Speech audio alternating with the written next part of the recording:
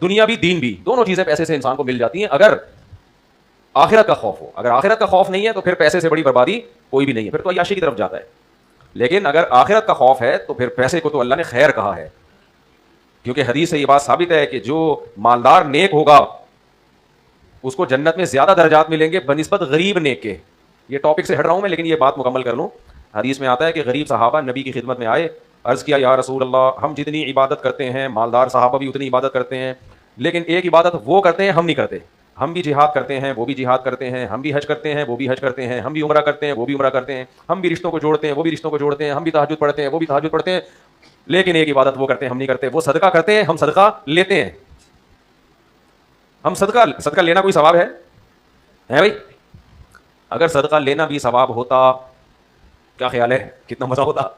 صدقہ لینا یا کسی سے پیسے لینا ادھار لینا اسلام میں کوئی ثواب نہیں ہے، دینا ثواب ہے. تو ذهب اہل الدثور بالاجور، یہ حدیث کے الفاظ ہیں. یا رسول اللہ دولت مند اجر میں ہم سے سبقت لے گئے، وہ آگے نکل گئے ہم پیچھے رہ گئے جنت میں. تو نبی صلی اللہ علیہ وسلم نے فرمایا کوئی بات نہیں، میں تمہیں ایک تسبیح بتاتا ہوں، تم وہ تسبیح پڑھ لیا کرو. غالباً یہ جو نمازوں کے بعد ہے نا 33 دفعہ سبحان اللہ، 33 دفعہ الحمدللہ، 34 دفعہ اللہ اکبر، شاعری والی تسبیح تھی. تو نبی نے یہ تسبیح بتائی، یہ پڑھا کرو. جب مالدار صحابہ کو، اچھا غریب صحابہ نے یہ پڑھنا شروع کر دی، تو جب مالدار صحابہ کو پتہ چلا کہ اس کی اتنی فضیلت ہے تو انہوں نے بھی شروع کر دی. تو پھر جو مسکین غریب صحابہ وہ نبی کی خدمت میں آئے، یا رسول اللہ، یہ تو انہوں نے بھی شروع کر دی، پھر وہ اجر میں ہم سے آگے نکل گئے. تو نبی نے کیا فرمایا؟ ذالک فضل اللہ یؤتیہ من یشاء، بھائی اللہ کا فضل ہے جس کو چاہتا ہے عطا کرتا ہے. او کما قال صلی اللہ علیہ وسلم، مطلب یہ تو اب اللہ نے کسی کو بڑی جنت میں لے جانا چاہے تو میں کیا کروں بھائی؟ حاصل کلام کا یہی نکلا. تو اس سے کیا پتا چلا کہ مالدار آدمی اگر گناہوں سے بچے، شریعت کو پورا کرے تو جنت میں زیادہ اونچے درجات پر ہوگا، کیونکہ وہ عبادت تو اتنی کر رہا ہے جتنی دوسرے کر رہے ہیں، لیکن یہ کچھ ایکسٹرا کام کر رہا ہے، صدقات و خیرات. پھر یہ رشتہ داری بھی زیادہ اچھی جوڑ رہا ہے. غریب آدمی جب رشتہ جوڑتا ہے نا تو اگلا سمجھتا ہے شاید پیسے مانگے گا اب یہ، ٹھیک ہے نا. آپ غریب ہیں، بڑے بھائی سے رشتہ جوڑ رہے ہیں، آپ بولے بھائی جان السلام علیکم، آپ کی کوئی نیت نہیں ہے. آپ کو پتا ہے کہ سلام کا کرنے سے بھی رشتہ جڑتا ہے. حدیث میں آتا ہے کہ رشتے جوڑو ولو بالسلام، کچھ نہیں ہو تو سلام کر لیا کرو رشتہ داروں کو جا کے. ایک ٹک ٹاک پہ ویڈیو آئی کہ رشتہ داروں کو سلام کرنے کی دعا، تو رشتہ داروں کے گھر میں داخل ہونے کی دعا. تو وہ دعا یہ بتائی اس نے، گھر میں جیسے ہی داخل ہو السلام علیکم، وہ مطلب پرست ہو، ٹھیک ہے نا. جب مطلب ہوتا ہے تو دوستی، مطلب نہیں ہے تو دوستی ختم. تو نبی صلی اللہ علیہ وسلم نے فرمایا، صحیح حدیث ہے، رشتے جوڑو اگرچہ سلام کے ذریعے کیوں نہ، کچھ نہیں ہوتا نا، سلام کر لیا کرو اپنے رشتہ داروں کو جا کے. چچا خالہ بھائی بہت دن ہو گئے بات چیت نہیں ہوئی، السلام علیکم، خیریت سے ہیں، طبیعت ٹھیک، سب سیٹ چل رہا ہے مارکیٹ میں، چلو بھائی اتنا بھی کافی ہے. لیکن غریب آدمی اگر رشتہ جوڑے گا، وہ بڑے بھائی کو بولے گا السلام علیکم، بڑا سمجھے گا اس کو پان گٹکے کے پیسوں کی ضرورت ہے، لگتا ہے پان کے پیسے اس کے پاس ختم ہو گئے ہیں، یہ سمجھے گا نا. تو غریب آدمی اس طرح رشتے نہیں جوڑ سکتا جس طرح مالدار جب کرے گا نا السلام علیکم، غریب کہے گا لگتا ہے آج کوئی جیب سے دینے کا پروگرام ہے. تو مالدار صحابہ جو تھے وہ غریب صحابہ نے کیا کہا؟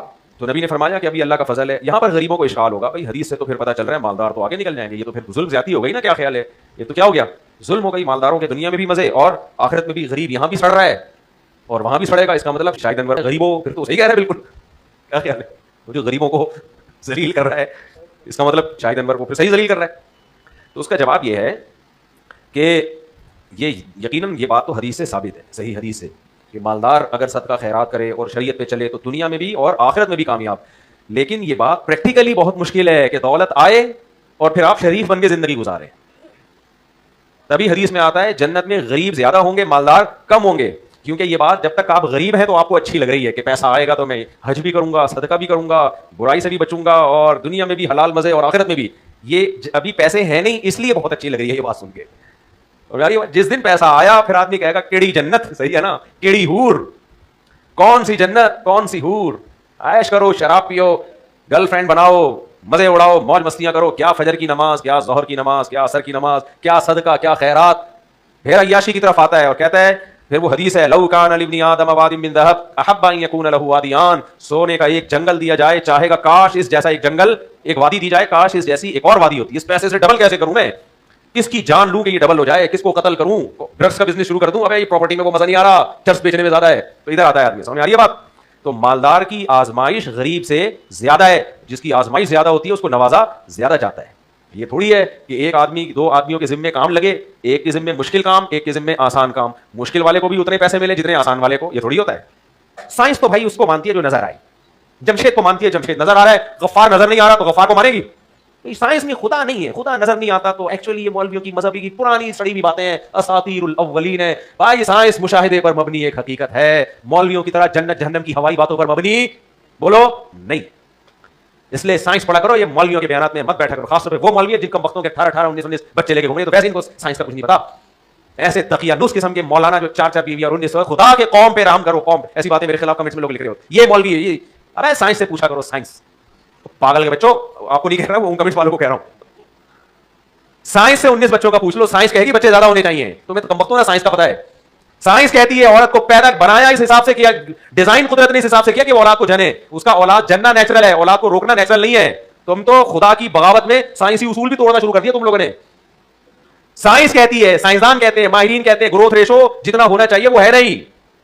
یونائٹڈ نیشن کی رپورٹ ہے, بچوں کی تعداد خطرناک حد تک دنیا میں کم ہو گئی ہے, جس کے آگے سائیڈ افیکٹ خطرناک حد تک ظاہر ہونے والے ہیں. یہ میں نہیں کہہ رہا, یہ کون کہہ رہا ہے؟ یونائٹڈ نیشن کہہ رہی ہے. ہاں آپ کے حکمران کبھی یہ بات نہیں کریں گے, یہاں کے جو صحافی ہیں وہ نہیں کریں گے, اس لیے کہ ان کو اسی چیز کے پیسے ملتے ہیں کہ ان کم وقتوں کی نسل روکو, اس لیے کہ ہماری بھی گر رہی ہے تو ان کی بڑھے گی تو حکومت تو پھر یہ لوگ کریں گے. لیکن بین الاقوامی سطح پہ جو تحریکیں چل رہی ہے وہ اولاد گرانے کی نہیں, اولاد بڑھانے کی چل رہی ہیں کہ خطرناک حد تک ریشو گر گیا ہے. ایک انڈیا کا ایک بڑا اسکالر ہے, مشہور آدمی ہے, اس کی ایک رپورٹ آئی تھی, ہے وہ ہندو اور بڑی زبردست رپورٹ دیتا ہے وہ پورے ریفرنسز کے ساتھ, کہ کووڈ میں جتنی ہلاکتیں ہوئی ہیں نا, اس سے بڑا دنیا کے لیے مسئلہ یہ ہوگا جو بچوں کی پیدائش کم ہو گئی ہے, کیونکہ اس سے آبادی کو اتنا نقصان نہیں ہوا جتنا گروتھ ریشو گرنے سے نقصان ہو رہا ہے. سمجھ میں نہیں آ رہی بات؟ اس لیے کم وقتوں کو نہ سائنس کا پتا, مذہب کا تو ویسے ہی پتا نہیں ہے.